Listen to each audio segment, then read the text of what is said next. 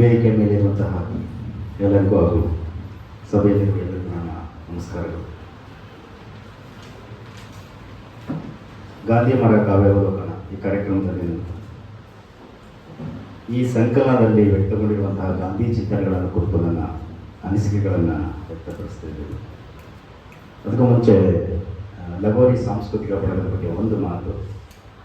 ಇದು 1996-97ರಲ್ಲಿ ಕನ್ನಡ ಅಧ್ಯಯನ ಸಂಸ್ಥೆಯಲ್ಲಿ ಕಲಿತಂತಹ ನೀವು ರಮೇಶ್ ಮತ್ತು ದಿನೇಶ್ ದೊಡ್ಡೇಗೌಡರು ಆ ಬಳಗಕ್ಕೆ 2007ರಲ್ಲಿ ಕನ್ನಡ ಎಮ್ಮೆ ಕಲಿತಂಥ ನಾವು, ಅಂದರೆ 10 ವರ್ಷದ ತರುವಾಯದಲ್ಲಿ ಅಧ್ಯಯನ ಸಂಸ್ಥೆಯಲ್ಲಿ ಕಲಿತ ನಾವು ಒಂದಷ್ಟು ಜನ ಸೇರಿಕೊಂಡಂತಹ ಒಂದು ಕೌಟುಂಬಿಕ ಮತ್ತು ಸಾಂಸ್ಕೃತಿಕ ಬಳಗ.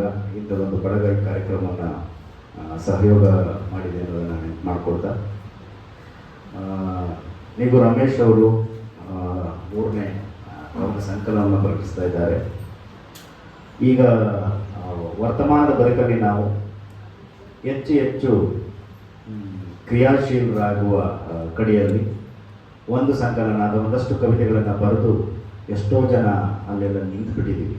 ಆದರೆ ರಮೇಶಣ್ಣ ಹಾಗೆ ನಿಲ್ಲದೆ ನಿರಂತರವಾಗಿ ತನ್ನ ಕಾವ್ಯ ಕೃಷಿಯನ್ನು ನಡೆಸ್ಕೊಂಡು ಬರ್ತಿದೆ ಮತ್ತು ಅವರ ಕ್ರಿಯಾಶೀಲತೆ ನನಗೆ ಅದರಿಂದ ಮೆಚ್ಚಿನದ್ದು. ತಾನು ಕಂಡ, ತಾನು ಅನುಭವಿಸಿದ ಮತ್ತು ತನ್ನ ಗಮನಕ್ಕೆ ನಿಂತಿದ ಎಲ್ಲ ಸಂಗತಿಗಳನ್ನು ಅವರು ಕಾವ್ಯವಾಗಿ ಕಟ್ಟುವ ಕೆಲಸವನ್ನು ಮಾಡಿದ್ದಾರೆ.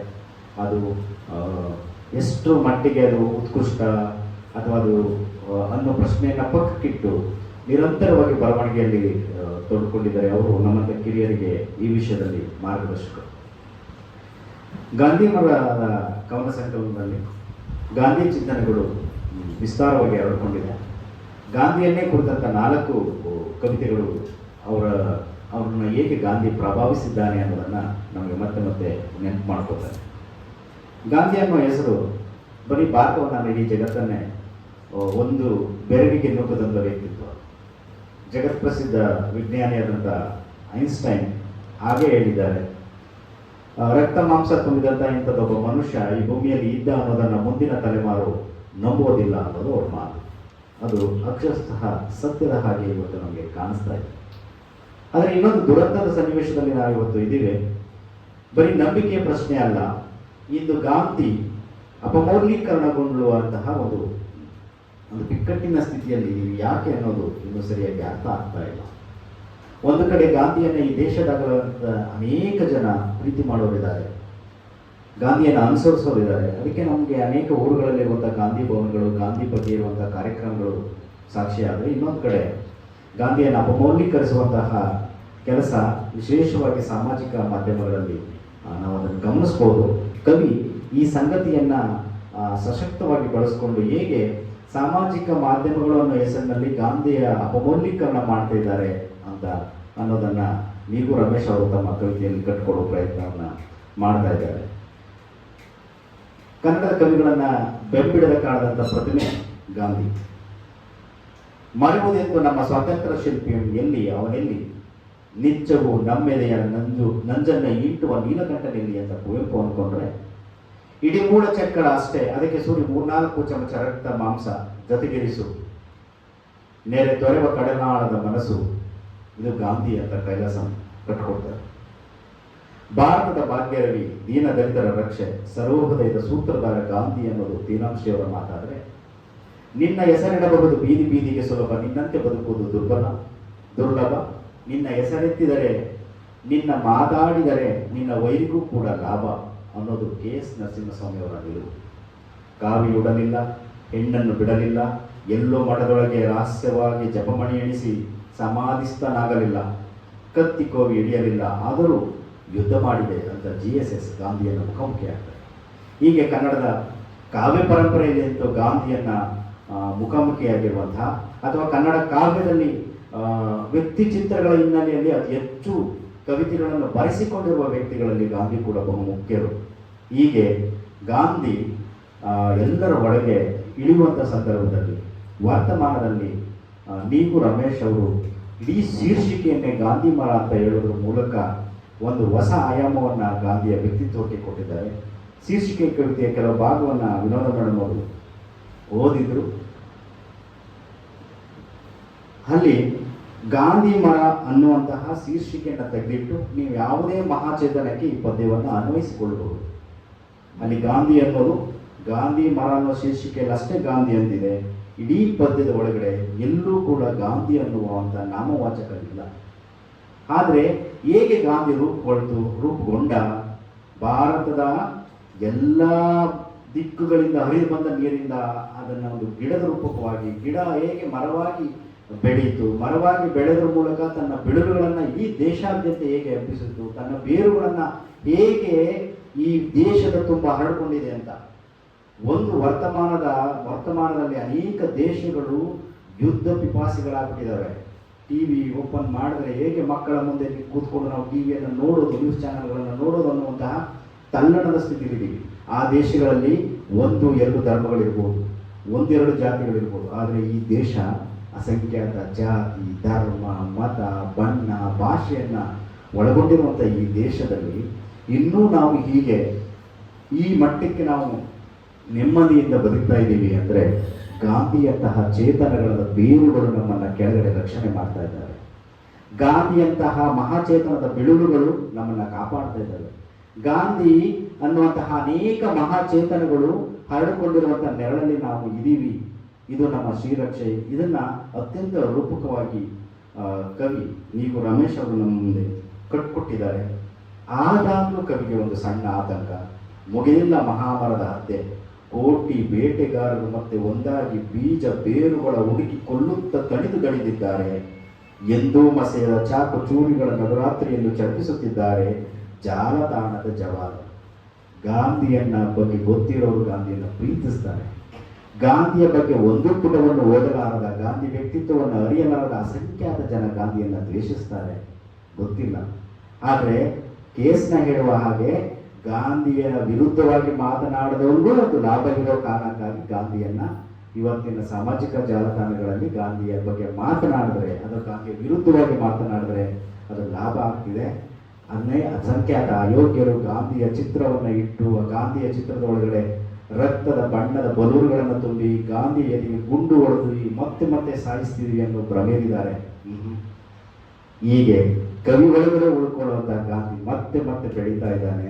ಗಾಂಧಿಗೆ ಸಾವಿಲ್ಲ ಅನ್ನೋದನ್ನ ಈ ಅನೇಕ ಕವಿತೆಗಳು ಇಲ್ಲಿ ಹೇಳ್ತಾ ಇದೆ. ಈ ಕವಿತೆಯನ್ನ ಗಾಂಧಿಯನ್ನು ಬಿಟ್ಟು ನಾವು ಈ ನಾಡಿನ ಅಸಂಖ್ಯಾತ ಚೇತನಗಳಿಗೂ ಕೂಡ ಅನ್ವಯಿಸಿಕೊಳ್ಬಹುದು. ಬೆರಗಾಗಿದ್ದಾರೆ ಬೇಟೆಗಾರರು ಮೊಳಕೆ ಒಡೆಯುತ್ತಲೇ ಇರುವ ಬೀಜಗಳ ಸತ್ವಕ್ಕೆ, ಕಡಿದರೂ ಚಿಗುರುವ ಬೇರುಗಳ ತುಡಿತಕ್ಕೆ, ಮರವಿಲ್ಲದೆಯೂ ಹರಡಿದ ಮಮತೆಯ ನೆರಳಿಗೆ ಅನ್ನೋ ಮೂಲಕ ಕವಿ ಗಾಂಧಿ ಹೇಗೆ ನಮ್ಮೊಳಗೆ ಮಿಳಿತುಕೊಂಡಿದ್ದಾರೆ, ಈ ದೇಶದ ಒಳಗೆ ಮಿಳಿತುಕೊಂಡಿದ್ದಾರೆ ಅಂತ ಹೇಳ್ತಾರೆ. ಅಷ್ಟೇ ಅಲ್ಲ, ಗಾಂಧಿಯನ್ನು ಕುರಿತಂತೆ ಮತ್ತೆ ಮತ್ತೆ ಅವರು ಈ ಕವಿಗೆ ಬಿಟ್ಟಕ್ಕಾಗ್ತಾರೆ. ಒಂದು ಪದ್ಯ ಬರೆದು ಸುಮ್ಮನೆ ಆಗಿಲ್ಲ. ವಾರಸುದಾರರೇ ಇಲ್ಲದವನು ಅಂತ. ಗಾಂಧಿ ವ್ಯಕ್ತಿಯಾಗಿ ಚಿತ್ರಪಟಗಳಲ್ಲಿ ರೂಪುಗೊಂಡಿದ್ದಾನೆ, ಆದರೆ ವ್ಯಕ್ತಿತ್ವವಾಗಿ ಎಷ್ಟು ನಮ್ಮೊಳಗಡೆ ಇಳಿದಿದ್ದಾನೆ ಅನ್ನೋದು ಕವಿಯ ಚಿಂತೆ ಮತ್ತು ಚಿಂತನೆ. ಹಾಗಾಗಿ ಗಾಂಧಿಗೆ ವಾರಸುದಾರರು ಯಾರು ಅಂದರೆ ಇಲ್ಲ ಅನ್ನೋದು ಕವಿಯಲ್ಲಿ. ಆದರೆ ಉತ್ತರಾಧಿಕಾರಿಗಳಿದ್ದಾರೆ ಅಂತ ಟೋಪಿ ಹಾಕೊಂಡು ರಾಜಕಾರಣ ಮಾಡಿಕೊಂಡು ಗಾಂಧಿ ಹೆಸರು ಹೇಳ್ಕೊಂಡು ಗಾಂಧಿ ತತ್ವ ಚಿಂತನೆಗಳನ್ನು ಹೆಸರು ಹೇಳ್ಕೊಂಡು ನಮ್ಮ ಹಳ್ಳಿಗಳಲ್ಲಿ ಬರೆಯುವಂತಹ ನರೇಗಾ ಯೋಜನೆಯಲ್ಲೆಲ್ಲ ಮಹಾತ್ಮ ಗಾಂಧಿ ಅಂತ ಹೆಸರಿದೆ, ಮಹಾತ್ಮ ಗಾಂಧಿ ಫೋಟೋ ಇದೆ. ಆದರೆ ಎದೆ ಒಳಗಡೆ ಗಾಂಧಿ ಇದ್ದಾನ ಅನ್ನೋದು ಈ ಕವಿಯ ಮತ್ತು ಕೇಳಿಕೊಳ್ಳುವಂತಹ ಪ್ರಶ್ನೆ. ಮತ್ತು ಪಿತೃಪಕ್ಷದಲ್ಲಿ ನಾವೆಲ್ಲ ನಮ್ಮ ಹಿರಿಯರಿಗೆ ನಾವು ನಮಸ್ಕರಿಸ್ತೇವೆ, ಅವರನ್ನು ನೆನಪಿಸ್ಕೋತೇವೆ. ಅಂಥದ್ದೇ ಒಂದು ಕೃತಜ್ಞತೆಯ ಭಾವವನ್ನು ಗಾಂಧಿ ಬದುಕಿರಬೇಕು. ಯಾಕಂದರೆ ಗಾಂಧಿ ನಮ್ಮ ಹಿರಿಯ, ಅವನು ನಮಗೆ ಬದುಕನ್ನು ಕೊಟ್ಟವನು, ಅಥವಾ ಈ ಥರದ ಸ್ವಾತಂತ್ರ್ಯದ ಬದುಕನ್ನು ನೀಡಿದ ಅಸಂಖ್ಯಾತ ಜನರನ್ನು ಪ್ರತಿನಿಧಿಯಾಗಿ ಗಾಂಧಿ ನಮ್ಮ ಒಳಗಡೆ ಇದ್ದಾರೆ. ಹಾಗಾಗಿ ನಾವು ನಮ್ಮ ಮನೆಗಳಲ್ಲಿ ಮಾಡುವಂತಹ ಹಬ್ಬಗಳಲ್ಲಿ ನನ್ನ ಹಿರಿಯರನ್ನಷ್ಟೇ ನೆನಪು ಸಾಲೋದಿಲ್ಲ, ಗಾಂಧಿಯಂತಹ ಚೈತನ್ಯವನ್ನು ಕೂಡ ನಾವು ನೆನಪಿಸ್ಕೊಳ್ಬೇಕು ಅಂತ ಹೇಳ್ತಾ, ಕಂಡಿರದ ಕೇಳಿರದ ತಾತ ಮುತ್ತಾತನ ನೆನೆವ ದಿನ ನಿನ್ನ ನೆನಪಾಗುವುದಿಲ್ಲ, ಬೇಕಾದಾಗ ನಿನ್ನ ಹೆಸರು ಬಳಸುವುದು ಯಾಕೋ ಮರೆತು ಹೋಗುವುದಿಲ್ಲ ಅಂತ ಹೇಳ್ತಾನೆ. ಆಧುನಿಕರಾಗಿರುವಂಥ ನಮ್ಮ ಒಳಗಡೆ ಒಂದು ಆಸೆ ಬುರುಕುತನ ಇದೆ. ಹೇಗೆ ನಾವು ಗಾಂಧಿ ಜಯಂತಿಯನ್ನು ಬರೀ ಫೋಟೋಗೆ ಪೂಜೆ ಮಾಡೋದ್ರ ಮೂಲಕ ನಾವೊಂದು ರಜೆ ಅನುಭವಿಸೋದ್ರ ಮೂಲಕ ಕಳ್ಕೊತಿದ್ದೀವಿ ಅನ್ನುವಂತಹ ಆತ್ಮ ಪ್ರತಿಯೂ ಕೂಡ ಇವರ ಗಾಂಧಿ ಮತ್ತು ಪಿತೃಪಕ್ಷ ಕವಿತೆಯಲ್ಲಿ ಕಾಣಿಸ್ತದೆ. ಮತ್ತು ಬಿಡದ ಗಾಂಧಿಯನ್ನು ಹುಡುಕೋಣ ಅನ್ನೋದು ಕವಿಯ ಆಶಯ. ಆಫ್ರಿಕಾದ ಬಾಂಧವರ ಅಸಮಾಧಾನ ಕನಲಿ ತನ್ನದೇ ಬದುಕು ಮರೆವ ಕರಮಚಂದನ ಹುಡುಕೋಣ ನಾವು ಅಂತ ಹೇಳ್ತಾ, ನಾವು ಗಾಂಧಿಯನ್ನು ಮತ್ತೆ ಮತ್ತೆ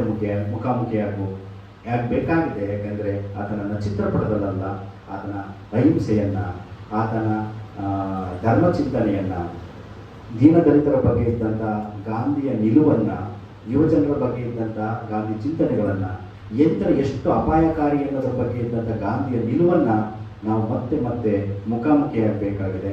ಹಾಗಾಗಿ ಇಲ್ಲಿನ ಗಾಂಧಿಯ ಹೆಸರಿನಲ್ಲಿರುವ ಪದ್ಯಗಳಲ್ಲದೆ ಅನೇಕ ಪದ್ಯಗಳಲ್ಲಿ ಈ ಬಗೆಯ ಗಾಂಧಿ ಚಿಂತನೆ ಮತ್ತು ಮೇಳೈಸಿದೆ ಅನ್ನೋದನ್ನು ನೆನಪಿಸ್ಕೋತಾ, ನನಗೆ ಒಂದು ಸಣ್ಣ ಹೇಗೆ ನೀವು ರಮೇಶ್ ನಮ್ಮ ನಡುವಿನ ಸಂಗತಿಗಳನ್ನು ಕವಿತೆಯಾಗಿಸ್ತಾರೆ ಅನ್ನೋದಕ್ಕೆ ಒಂದು ಪುಟ್ಟ ಪದ್ಯನ ಓದಿ ನಾನು ಮಾತನ್ನು ಮುಗಿಸ್ತಿದ್ದೀನಿ.